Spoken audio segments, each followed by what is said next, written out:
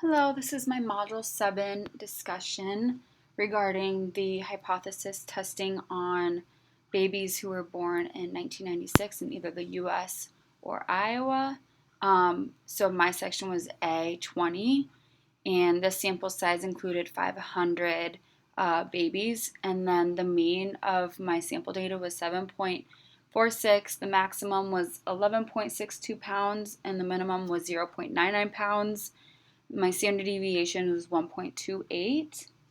And I would consider this distribution of data to be bimodal just because there's two that are pretty close to each other in the frequency.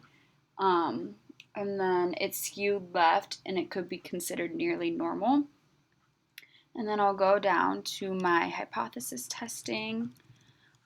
So for the null hypothesis, which is basically the population mean, it is 7.33, and it's also a value that we want to directly test. So it's the specific population parameter.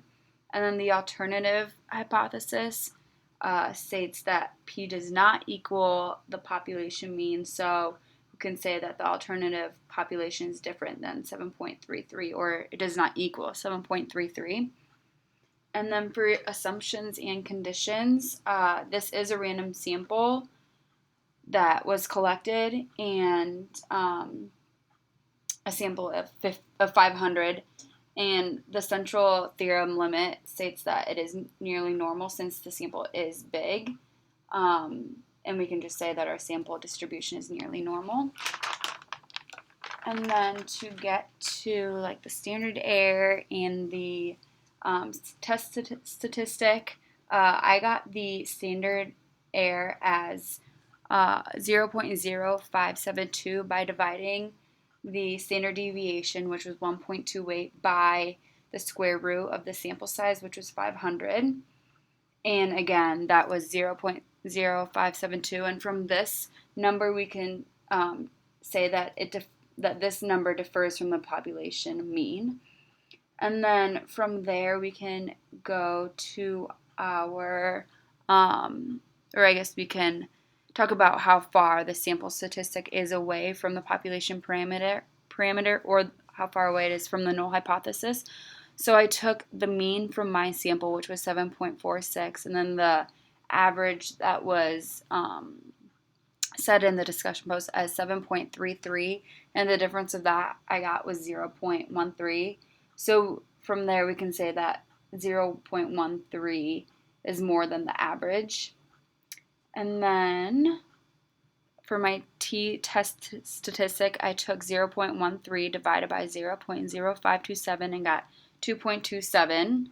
And then we can use that number to identify or go to the t-chart and find the value. So 1.966 was the value, and then since we are looking at two ends of the tail, which I'll go to the chart right now.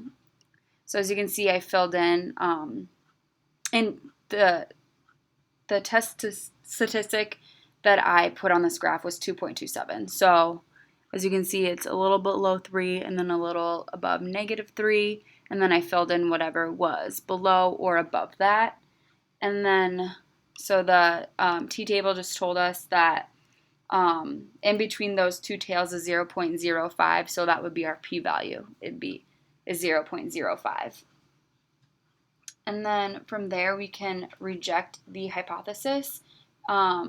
So my sample was highly inconsistent with what is known about the population of all babies born in the U.S.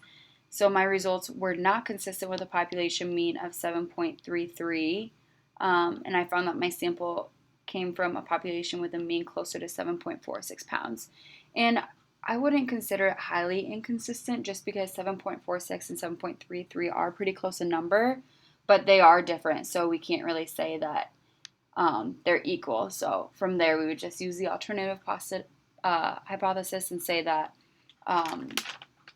the population mean is different than 7.33, and it happens to be 7.46.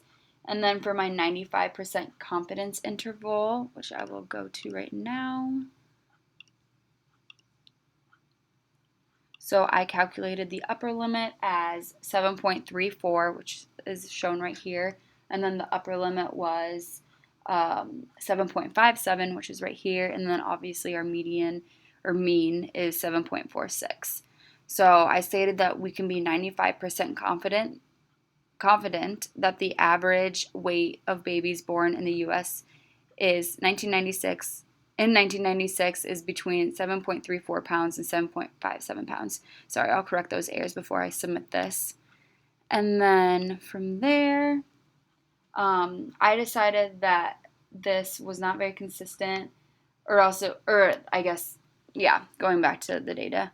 So I said it wasn't very consistent just because if the mean was 7.33, I feel like it would include it in this interval. And I kind of explain this as a type 1 error, which is rejecting a null hypothesis when in fact it is true. So it's like a false positive. And then a type 2 error is failing to reject a null hypothesis when it is false, so a false negative. Honestly, I was a little confused on this. So if any of you have any tips or just tips on how I can like figure that out, I guess. I was just confused. That would be great. And I think that's it. Oh, and then I figured that my sample data was from Iowa, just because 7.50 pounds was the average weight, and within my confidence interval, it did include that weight. Sorry, I'm all over the place. Yeah, so 7.50 would have been the median right here, and yeah, so thank you.